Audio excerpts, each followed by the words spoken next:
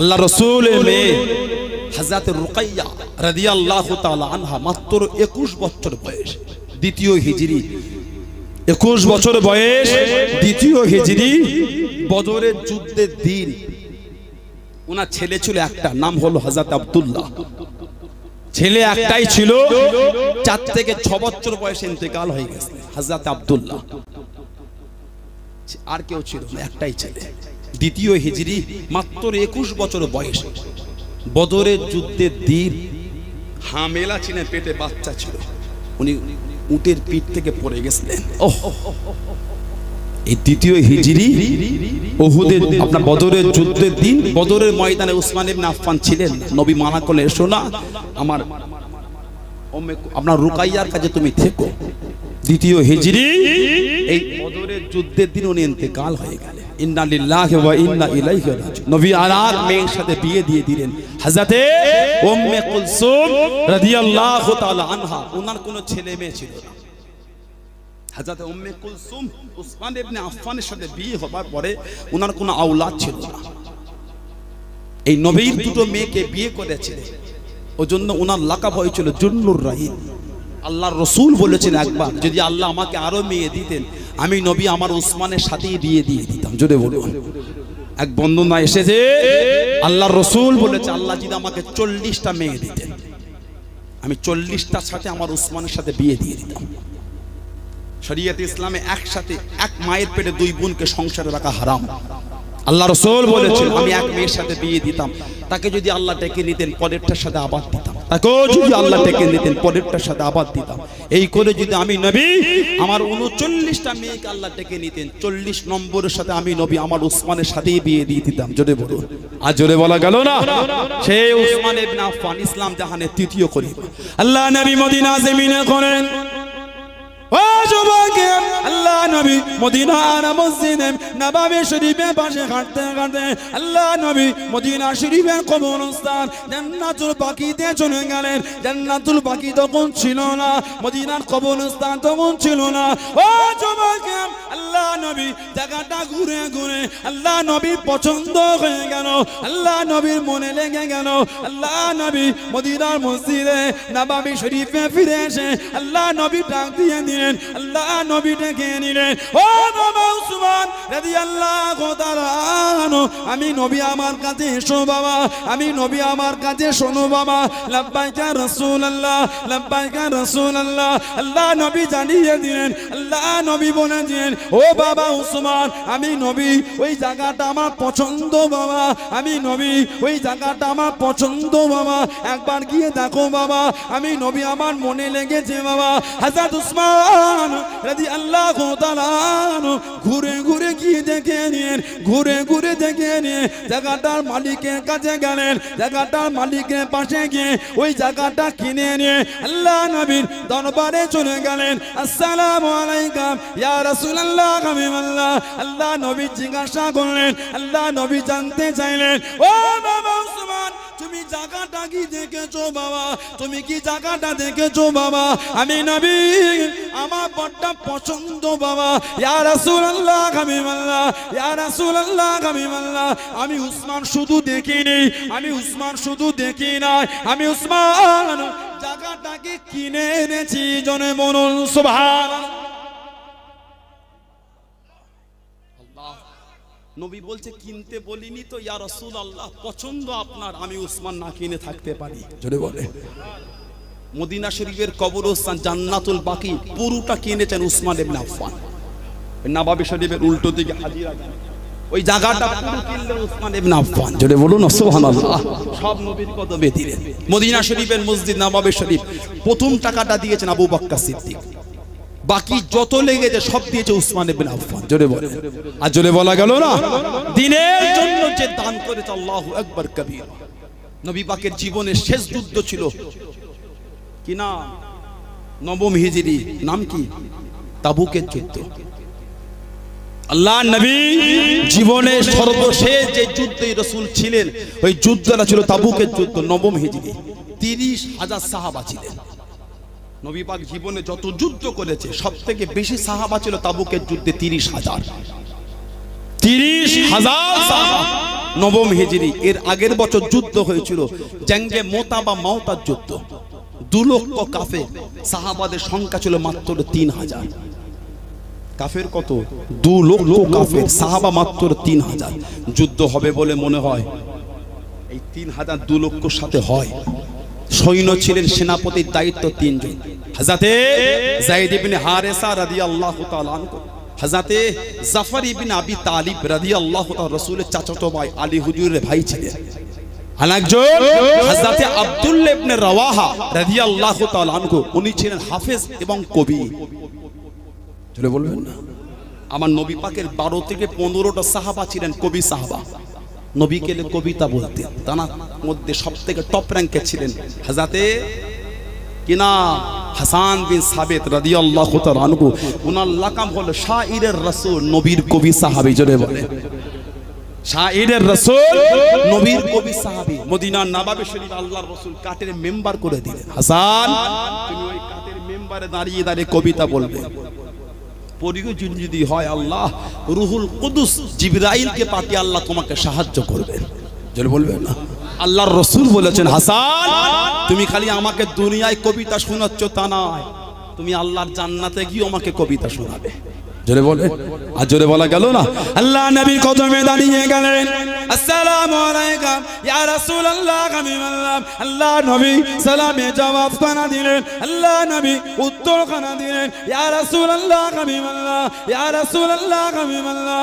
আল্লাহ পাকের নবী হুজুর বিয়াদি মাফ করুন, গুস্তাগিটা ক্ষমা করুন, সারা জীবন বিরোধিতা করলাম, সারা জীবন বিরুদ্ধে কবিতা বললাম, ইয়া রাসূলুল্লাহ, হাবিবাল্লাহ আমি হাসান আপনার কাছে মুসলমান হয়ে গিয়েছি, হুজুর আপনাকে নিয়ে কবিতা বলবো, আপনাকে নিয়ে কবিতা বলবো, কুফারে কুরাইশদের ছাড় দেবো, মক্কার কুরাইশদের করে অপমান করবো।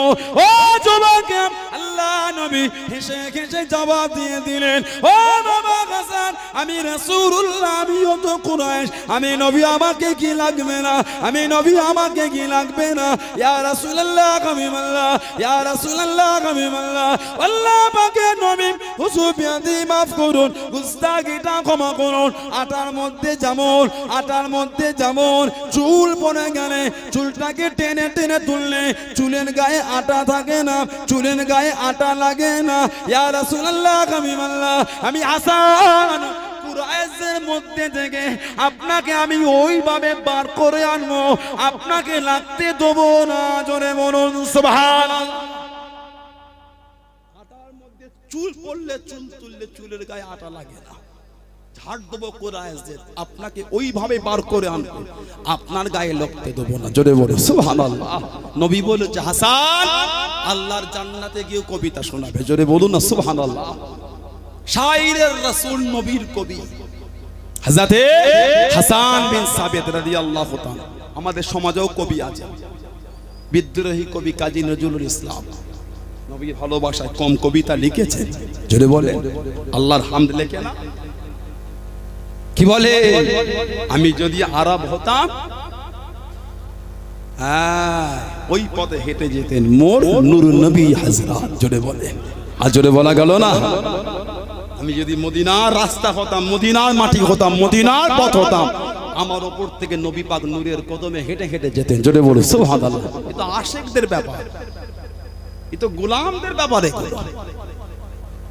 বিদ্রোহী কবি কাজী নজরুল ইসলাম বলেছে, রাসূলের অপমানে যদি কাঁদে না তোর মন, মুসলিম নয় মুনাফিক তুই রাসূলের দুশমন। রাসূলের অপমানে যদি কাঁদে না তোর মন, মুসলিম নয় তুই মুনাফিক, রাসূলের দুশমন। তুই তো মুনাফিক, নবীর দুশমন। নবীর জন্য মন কাঁদে না কেন? নবীর আশেক, নবীর পাগল, নবীর দেওয়ানা আল্লামা শেখ সাদী রহমাতুল্লাহ নবীর ভালোবাসায় লিখেছেন কি, বালাগাল উলা বিকামালিহি কাশাফাত দুজা বিজামালিহি হাসানাত জামিউ খিসালিহি। তারপরে আর ওই লাস্টের লাইন আর হচ্ছে না, 3 লাইন লিখেছে। কবিতার সৌন্দর্য কি? আপনার অসুবিধা হয়, আপনার অসুবিধা লাগে না তো? তাহলে একটু রেসপন্স দেন, একটু মুখটা হাসি হাসি রাখেন। নবীর আশেকের কথা হচ্ছে, একটু ভালোবাসা দেবেন না? রাগ রাগ ব্যাপার, টান টান ব্যাপার, হাসে না, ভালোভাবে তাকায় না, আর চোখে দেখে কি করে অজ হবে? চাপা কিছু ব্যাপার একটা আছে আমার সাথে, পুরাতন একটা কিছু ছিল মনে হয় নাকি? নারী তাকবীর, এতে হজ হয় না। একটু ভালোবাসা দেন। গাংধারী এলাকার ভাইয়েরা, টোনা বকুলতলা এলাকার ভাইয়েরা, লাউহাটি এলাকার ভাইয়েরা, একটু ভালোবাসা দেওয়া যায় না? নারী তাকবীর। হ্যাঁ, হজ হয় মন খুলে। যদি ভালোবাসা নিয়ে তাকান, আমি হজ করবো কি করে? রাগড়াকে দেখলে হজ হয়? ভয় লাগছে? রাগড়া কি ব্যাপার আছে নাকি রে বাবা? বলে এই 3 লাইন লিখলো, লাস্টেরটা হচ্ছে না। কবিতার সৌন্দর্য কি?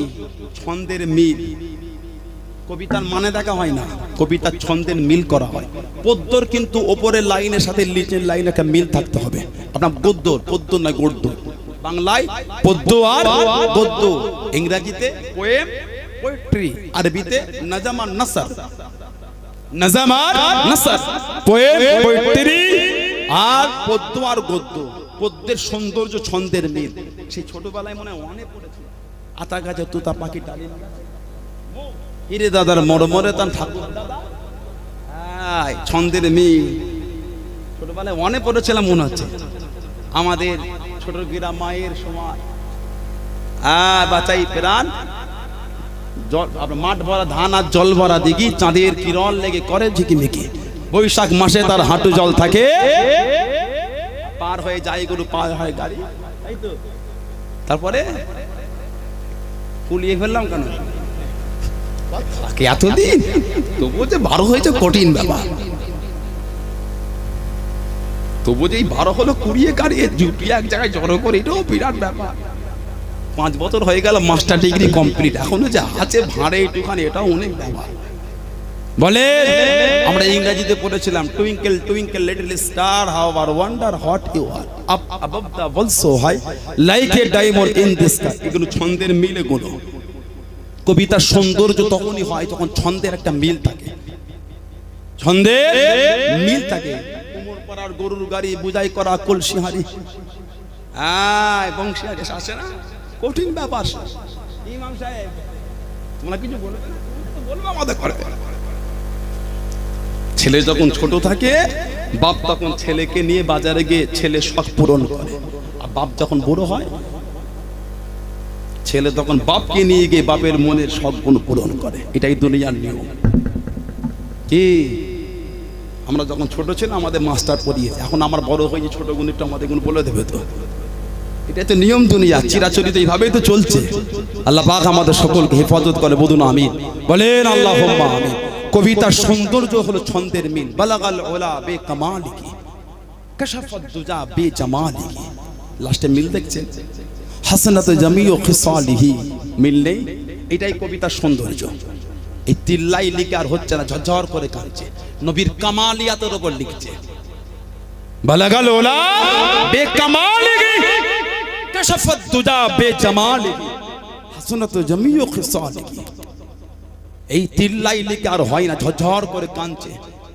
দিনের পর দিন কেটে যায়। 1 তারিখে রাত্রির আল্লাহর হুকুম, আল্লাহর রসুলের সাথে দিদার নসিব হয়ে গেল। যদি বলুন সুবহানাল্লাহ। আল্লাহর রসুল বলতে যায়, সাদি লাস্টের লাইনটা লিখে দাও, সাল্লু আলাইহি ওয়া আলিহি। ওটা আমাদের রসুল বলে দিয়েছিলেন। জোরে বলুন। আর জোরে বলা গেল না? নবীর পাগল, নবীর আশিক আমার ফাতে আলী ওয়াইসি রহমাতুল্লাহ, আমার দাদা হুজুরের পীর, রাসূলের নোমান। যখনই মনে করতেন তখনই নবীর দিদার পেতেন। জোরে বলুন। এই সামনে মঙ্গলবারে হুজুরের দরবারে মাহফিল, 20 অগ্রহায়ণ প্রতি বছর হয় বাংলার। এবারে ইংরাজির 7ই ডিসেম্বর পড়েছে। যাবেন আপনার দিনে বেলা 10টা থেকে মাগরিব বেলা। মাস্ক নিয়ে যাবেন, মাস্ক। সিচুয়েশনটা খারাপ। আবার নতুন করে অমিক্রণ বার হচ্ছে। এখন কত করোন বার হবে দেখে। যতদিন আমরা ভালো না হব ততদিন হতেই থাকবে। যতদিন আমাদের দ্বারা আল্লাহর মসজিদ, নবীর ঘর, মাদ্রাসা, আল্লাহর কিতাব যতদিন আমাদের দ্বারা যথাযথ সম্মান না পাবে ততদিন আল্লাহর গজব বন্ধ হবে না। কাফেররা তো বেইজ্জতি করবে, আমরাও তো করে ফেলছি। কি বলে 6 বছর কোরআন শরীফ হাদিয়া করে আনলেন, একবারও খুলে পড়েন রে, বাড়িতে রেখেই দিয়েছেন। অপমান হচ্ছে না ওটা? মসজিদের পাঁচিলের গায়ে বসে বসে তাস খেলছেন, মসজিদ অপমান হচ্ছে না? মাদ্রাসার মাঠে বসে বসে জুয়া খেলছেন, মাদ্রাসা অপমান হয় না? অন্যজনের কথা বাদ দেন, আমরাই যদি অপমান করি গজব বন্ধ হবে কি করে? আল্লাহ পাক আমার ভাইগুলোকে সুবুদ্ধি দান, আল্লাহ আমাদের সুবুদ্ধি দান, আল্লাহ পাক সকলকে শরীয়তের উপর চলা তৌফিক দান, সকলে বলুন আমিন। জোরে বলেন আল্লাহুম্মা আমিন। ফতেহ আলী ওয়াইসি রহমাতুল্লাহ দেওয়ানে ওয়াইসির মধ্যে লিখেছেন, আল্লাহ মদিনা শরীফে যদি একটু ধুলো আর বালু পেতাম, যত্ন করে তুলে রেখে দিয়ে চোখে সুরমা করে ব্যবহার করতাম, ওই জমিন থেকে আমার নবী নূরের কদম শরীফে হেঁটে হেঁটে ঘুরেছেন। জোরে বলো, জোরে বলেন সুবহানাল্লাহ। নবী পাকের কবি সাহাবী হযরত আব্দুল্লাহ ইবনে রাওয়াহা হাফেজ ছিলেন, হাফেজ কবিও ছিলেন, কবিতা বলতেন। তিনজন সেনাপতি যায়েদ ইবনে হারেসা, জাফর ইবনে আবি তালিব, আব্দুল্লাহ ইবনে রাওয়াহা রাদিয়াল্লাহু তাআলা আনহুমা, আর 3000 সৈন্য। এই 3000-এর মধ্যে একজন ছিলেন হযরত খালিদ বিন ওয়ালিদ রাদিয়াল্লাহু তাআলা আনহু। রাসূল বলেছেন, সাইফুল্লাহ, তুমি হচ্ছে আল্লাহর তলোয়ার। জোরে বলেন, আর জোরে বলা গেল না। আল্লাহ নবীর কাছে গিয়ে কাঁদতেন। ও যুবকেরা, আল্লাহ নবীর কাছে হাজির হয়ে গেলেন, ইয়া রাসূলুল্লাহ হাবিবাল্লাহ, ইয়া রাসূলুল্লাহ হাবিবাল্লাহ, আল্লাহ পাকের নবী, হুজুর বিয়াদি মাফ করুন, গুস্তাখিটা ক্ষমা করুন, হুজুর আপনি আমার জন্য দোয়া করেন, হুজুর আপনি আমার জন্য দোয়া করেন, আমি যেন শহীদ হয়ে যাই, আমি যেন শহীদ হয়ে যাই, আমি যেন শহীদ হয়ে যাই। আল্লাহ নবী জানিয়ে দিলেন, আল্লাহ নবী বলে দিলেন, ও বাবা খালিদ বিন ওয়ালিদ রাদিয়াল্লাহু তাআলা আনহু, তুমি শহীদ হবে না বাবা, তুমি শহীদ হবে না বাবা। আল্লাহ নবীর কাছে কাঁদতেন, ইয়া রাসূলুল্লাহ হাবিবাল্লাহ, ইয়া রাসূলুল্লাহ হাবিবাল্লাহ, হুজুর আপনি অমুককে বলে দিলেন বাবা তুমি শহীদ হবে বাবা, আপনি অমুককে জানিয়ে দিলেন বাবা তুমি শহীদ হবে বাবা, আপনি অমুককে বলে দিলেন বাবা তুমি শহীদ হবে বাবা। ইয়া রাসূলুল্লাহ হাবিবাল্লাহ, আমি খালিদ বিন ওয়ালিদ কেন হব না, আমার জন্য কেন দোয়া করবেন না, আমি কেন শহীদ হব না? ও যুবকেরা, আল্লাহ নবী জানিয়ে দিলেন, আল্লাহ নবী বলে দিলেন, ও বাবা খালিদ বিন ওয়ালিদ, আল্লাহ পাক তোমাকে সাইফুল্লাহ হিসাবে কবুল করে নিয়েছে। তুমি আল্লাহ পাকের তলোয়ার, তুমি আল্লাহ পাকের তলোয়ার, তুমি আল্লাহ পাকের তলোয়ার। ও বাবা খালিদ বিন ওয়ালিদ, আল্লাহ পাকের তলোয়ার দুনিয়ার কারোর কাছে হারবে না, দুনিয়ার কারোর কাছে মাথা নত করবে না। ও বাবা খালিদ বিন ওয়ালিদ, তুমি শহীদ হবে না বাবা, তুমি হলে সাইফুল্লাহ, তুমি হলে আল্লাহ পাকের তলোয়ার। জোরে বলুন সুবহানাল্লাহ। আল্লাহ তলোয়ার কার কাছে হারবে? তুমি শহীদ হবে না। ওনার লাকাব ছিল সাইফুল্লাহ, সাইফুন মানে তলোয়ার। খালিদ বিন ওয়ালিদ হলেন আল্লাহর তলোয়ার। জোরে বলেন না সুবহানাল্লাহ। আল বিদায়া ওয়ান নিহায়া বলে একটা কিতাব আল্লামা ইবনে কাসির রাহমাতুল্লাহ লিখেছেন। উলামা হযরত আছেন আল বিদায়া ওয়ান নিহায়া, আল্লামা হাফেজ ইবনে কাসির রাহমাতুল্লাহ। আমার রাসূলের সাহাবী ছিলেন হযরত সাদ ইবনে আবি ওয়াক্কাস রাদিয়াল্লাহু তাআলা আনহু, আর হযরত খালিদ বিন ওয়ালিদ রাদিয়াল্লাহু তাআলা। নবী পাকের অফার শরীফে পড়ে ইসলামের জন্য ঝান্ডা উঁচু করতে করতে যাচ্ছেন, মানে ফতে করতে করতে দুনিয়ার এক মাথা থেকে আর এক মাথায় ছুটছেন, গিয়ে দাঁড়িয়ে গেলেন দাজলা নদীর পাড়ে। টাইগ্রিস দাজলা পুরো পানি ফুপে, মানে জোয়ার চলছে, গোটা টাইগ্রিস নদী পানি ফুলে ফেপে আছে। এই নদীর গায়ে গিয়ে দাঁড়িয়ে গেলেন, নৌকা নাই, বোট নাই, স্টিমার নাই, এদিক থেকে ওদিকে পার হবে কি করে? আল্লামা ইবনে কাসির রাহমাতুল্লাহ আল বিদায়া ওয়ান নিহায়া কিতাবে লিখেছেন, হযরত সাদ ইবনে আবি ওয়াক্কাস রাদিয়াল্লাহু তাআলা আনহু, হযরত খালিদ বিন ওয়ালিদ রাদিয়াল্লাহু তাআলা আনহু জজবা হালাতে বসে বলেন, হে রাসূলের সাহাবারা, আমরা আল্লাহর দ্বীনকে জিন্দা, আল্লাহর দ্বীনের পতাকা উত্তোলন করতে এসেছি। বোট নেই তো কি হয়েছে, পিছিয়ে যাবে? পিছনে যাবে না, চলো এই ঘোড়া নিয়ে টাইগ্রিস নদীতে নেমে পড়ো। সাহাবারা ঘোড়া নিয়ে টাইগ্রিস নদীর পানিতে নেমে গেলেন, পুরো জোয়ার চলছে। আল্লামা ইবনে কাসির রাহমাতুল্লাহ আল বিদায়া ওয়ান নিহায়া কিতাবে লিখেছে, একটা সাহাবার ঘোড়া পানিতে ডুবে যায়নি।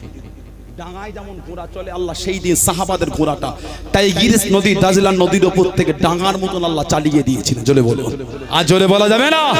টাইগ্রিস নদীর পানি সাহাবাদের জন্য আল্লাহ ডাঙার মতন করে দিলেন। কিতাবে এসেছে ঘোড়ার বুকটাও পানিতে ভেজে নেয়, সব ঘোড়া টাইগ্রিস নদীতে ডাঙার মতন ছোটা শুরু করে দিল। জোরে বলুন সুবহানাল্লাহ।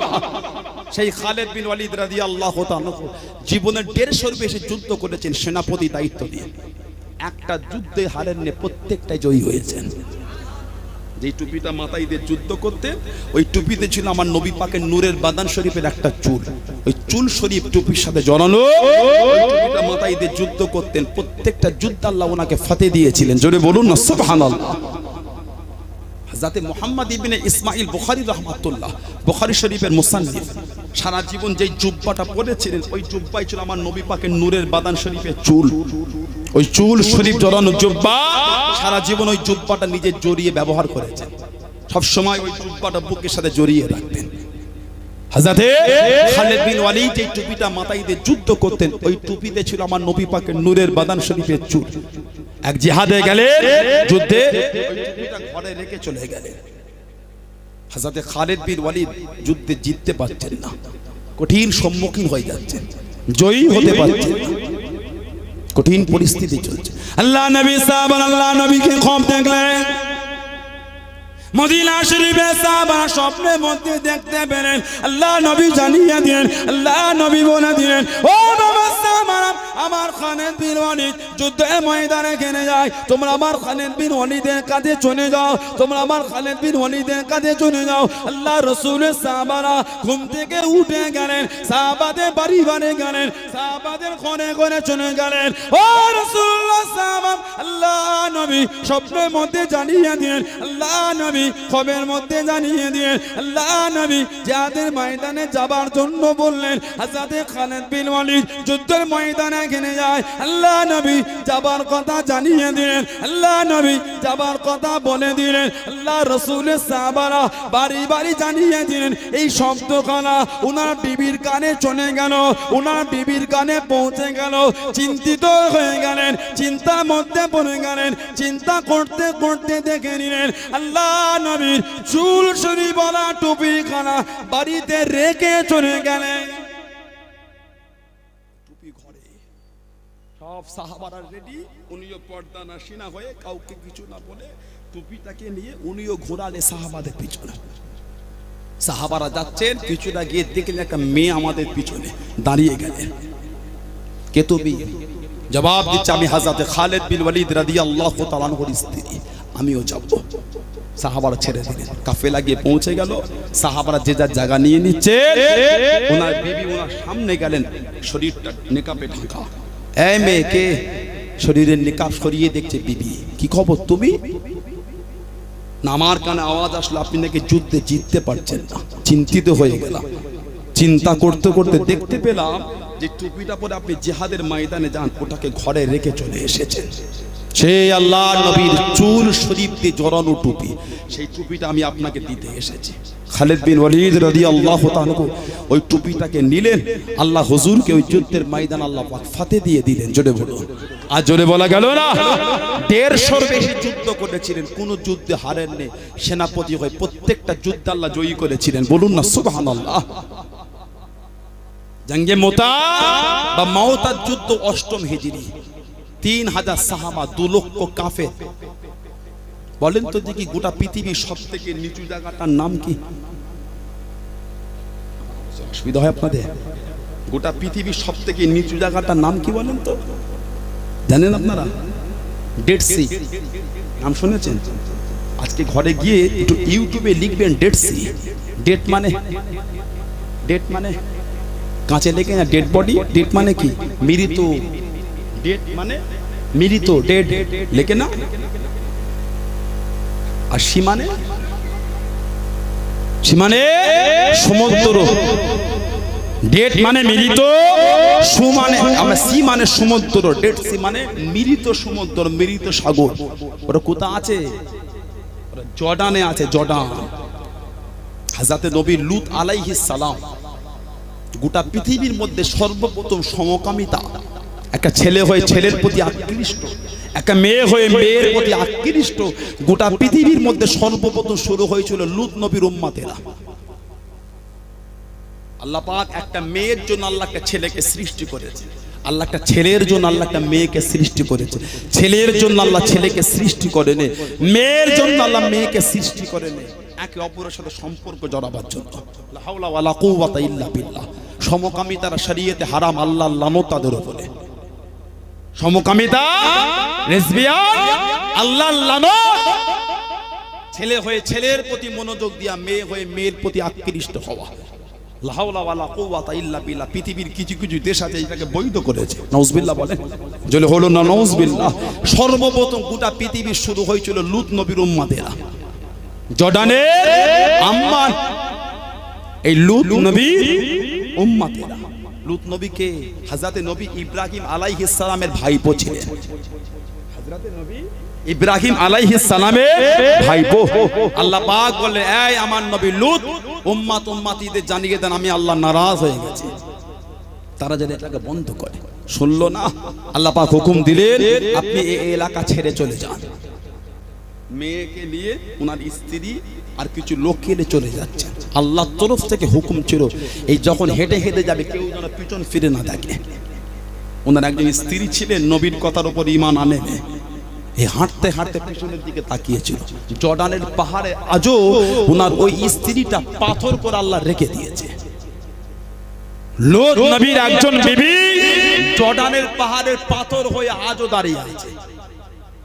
গোটা পৃথিবীর সবথেকে নিচু জায়গাটা হলো ডেড সি। আল্লাহর লানত আছে ওইখানে। গোটা পৃথিবীটাকে আল্লাহ ওইখানটা উল্টে দিয়েছিলেন।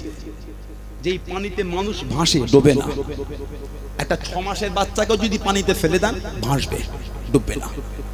আল্লাহর লানত আছে ওই ডেড সির উপরে।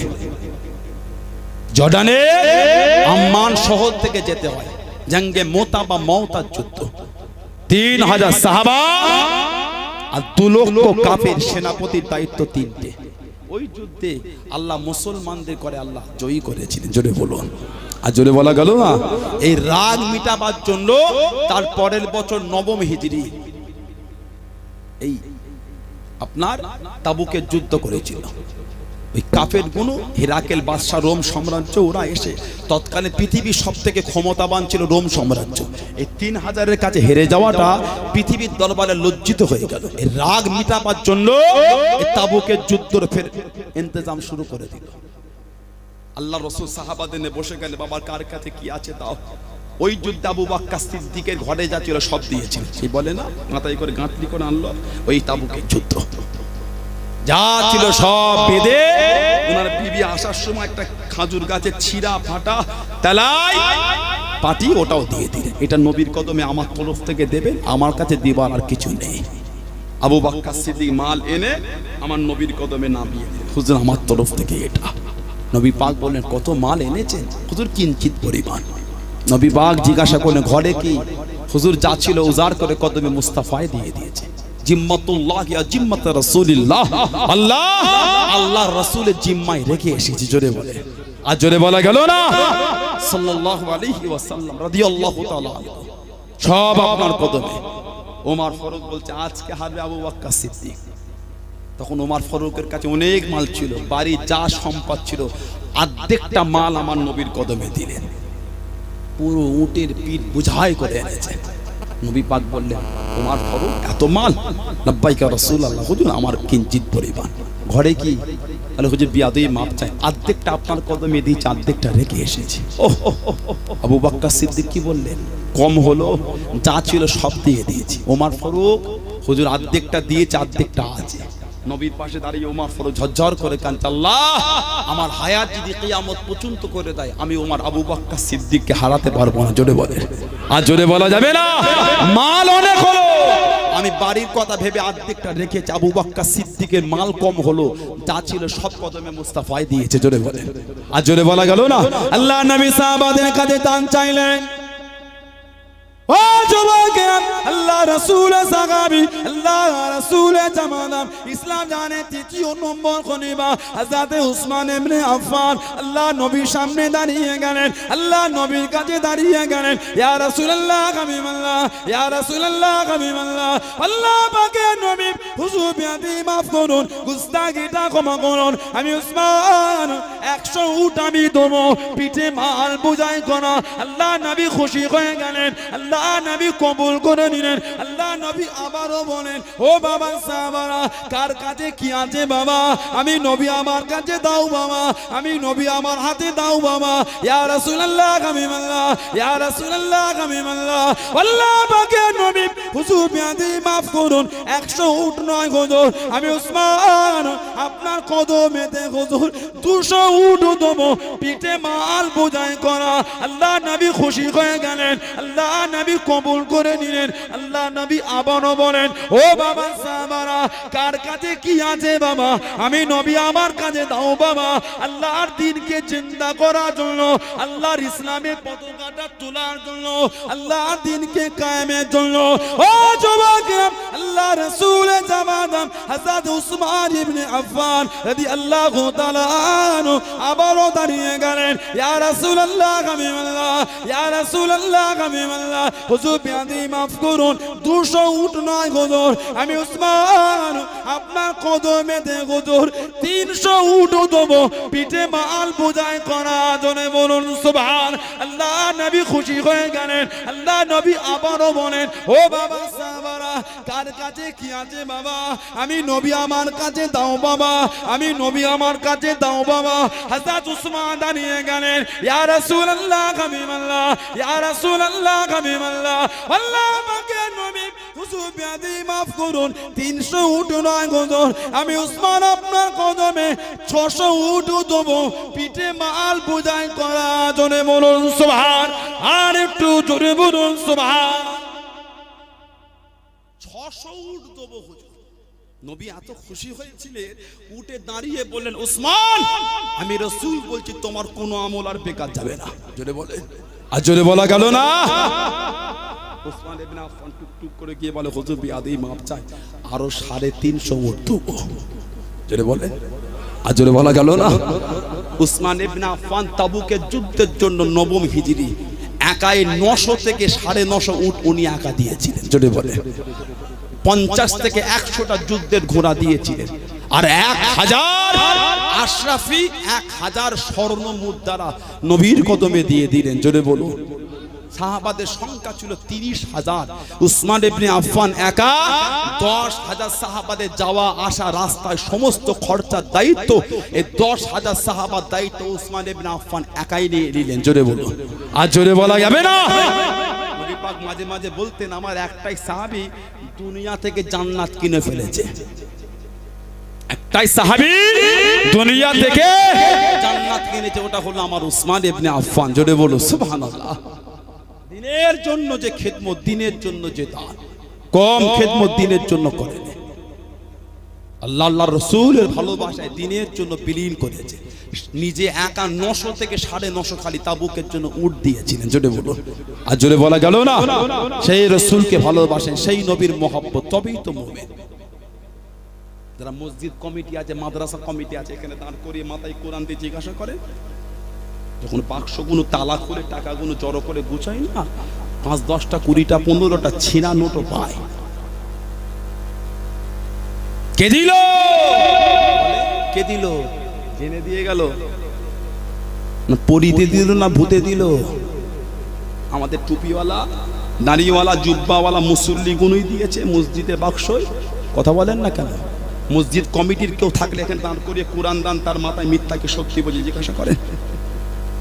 বাক্স যখন খুলে টাকা গুছোই না, খান 15 করে ছিঁড়া বেরোয়, এ মাথা ও মাথা ছিঁড়া, সাদা ব্ল্যাক টেপ দিয়ে। চায়ের দোকান দিল না, ফলওয়ালা লিখো, চালওয়ালা নিল না, চাওয়ালা নিল না, কাপড়ওয়ালা নিল না, কি করবি? বলে আল্লাহকে দে। নাউজুবিল্লাহ বলে, আস্তাগফিরুল্লাহ বলবেন না, মিথ্যা বলেছি। কি চিন্তা দেখেছেন আমাদের? দেখেছে বাজারে কাপড় কিনতে গেলে 100 টাকা ছিঁড়া, তাদের পাল্টে দেন না, হাজার দেন, নাও না, ভালো চলবে হয়তো, আমি নেবো না। বললেন না, পাম্পে দিলেন না, এটা পাল্টে দেন, ভালো হয়, ওই তো আছে ওটা দেন না। চা খেতে গেলেন 10 টাকা ছিঁড়া, কোন কাটা, অন্য দেন, নেই, পরে দিয়ে যাবে, ওটা নেবো না। ঠিক না ভুল বলছি? কি করবে? বলে মসজিদে বাক্স, কেউ না নিলে আল্লাহ তো নেবে। আস্তাগফিরুল্লাহ বলে, নাউজুবিল্লাহ বলবেন না। কত মন কোন জঘন্য দেখেন আমাদের। 1 টাকার কয়েনটা ফকির নাই না, যত 1 টাকার কয়েনে আড্ডা হইতে মসজিদের বাক্সই। কথা বলছেন না কেন? 1 টাকার কয়েন ফকির কি দিলেও নেয় না, দিলে ফেরত দেয়। বড় 1 টাকা আছে, তা থাক, দিতে হবে না, নেবো না। কথা বলেন না? টোল ট্যাক্সে গেলাম 1 টাকা, চা খেলেন 5 টাকা, 5টা কয়েন, চা খেলে 5 টাকা, 5টা কয়েন 1 টাকা। ওই ছোট গুলো লোবো না, বড় কয়েন আছে নেই, তারপরে দিয়ে যাবে, তুই লাগবে না এখন। তো মসজিদের বাক্স খুলে দেখে যান, যত ছোট 1 টাকার কয়েন 8টা হয়েছে মসজিদের বাক্স।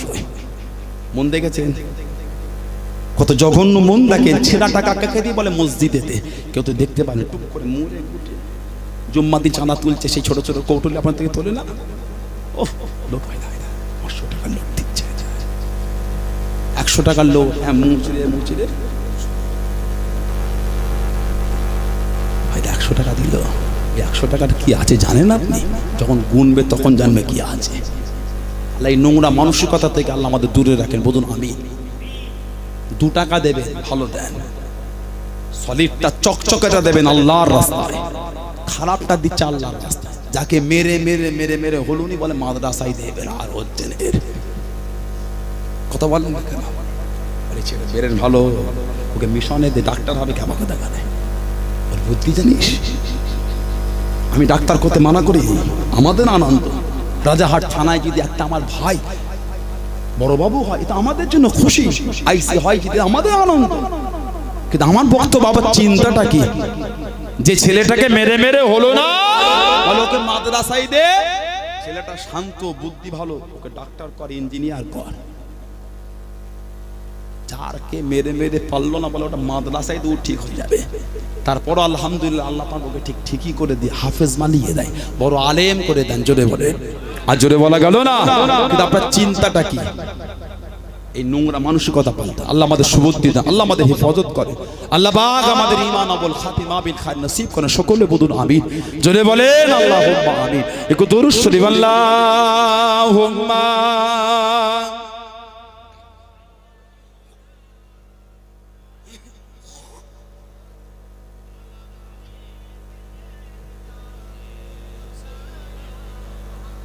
আল্লাহুম্মা সাল্লি আলা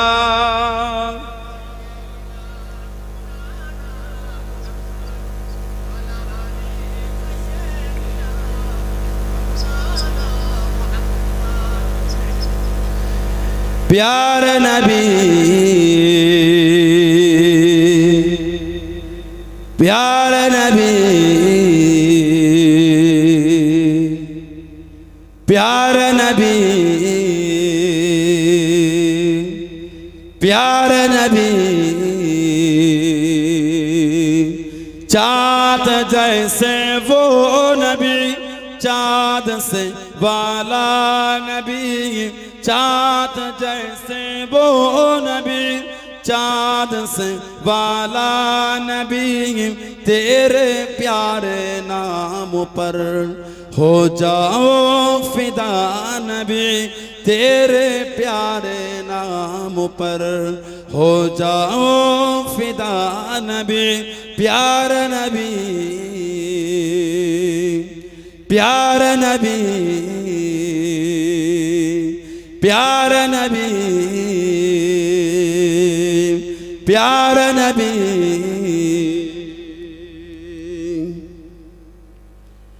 आए जिब्राइल नबी आपको सलाम किया, आए जिब्राइल नबी आपको सलाम किया, रात मेराज की आपको पैगाम दिया, रात मेराज की आपको पैगाम दिया, अल्लाह ने बुलवाया है चल पर आला नबी, अल्लाह ने बुलवाया है चल पर आला नबी, तेरे प्यारे नाम पर हो जाओ फिदा नबी, प्यारे नबी,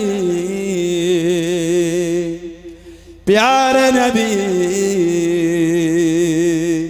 प्यारे नबी, प्यारे नबी, चाँद जैसे वो नबी, चाँद से वाला नबी, चाँद जैसे वो नबी, चाँद से वाला नबी, तेरे प्यारे नाम पर हो जाओ फिदा नबी, तेरे प्यारे नाम पर हो जाओ फिदा नबी प्यारे नबी प्यारे नबी प्यारे नबी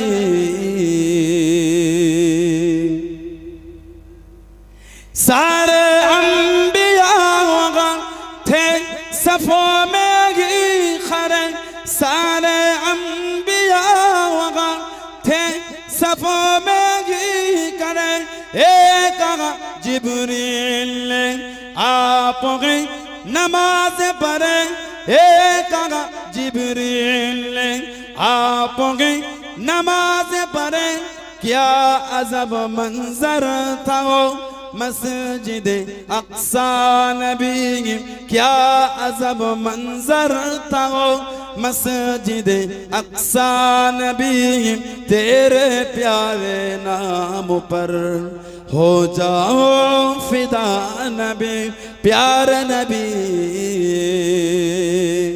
प्यारे नबी प्यारे नबी प्यारे नबी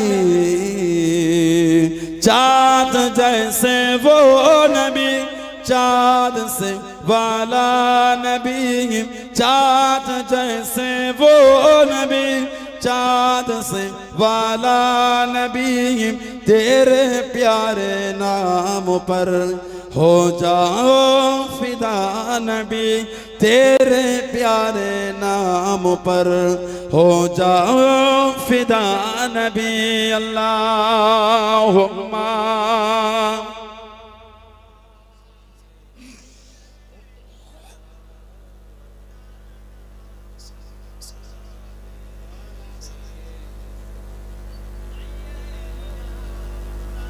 আমার ভাইয়েরা বাপজানেরা ছেলেরা যুবকেরা মুরব্বীরা মায়েরা বোনেরা মেয়েরা মহিলারা ভালো হন মনটাকে ভালো করে কবরে যাবেন কবরে যাব মরে যাবেন মরে যাব কিয়ামতে উঠবে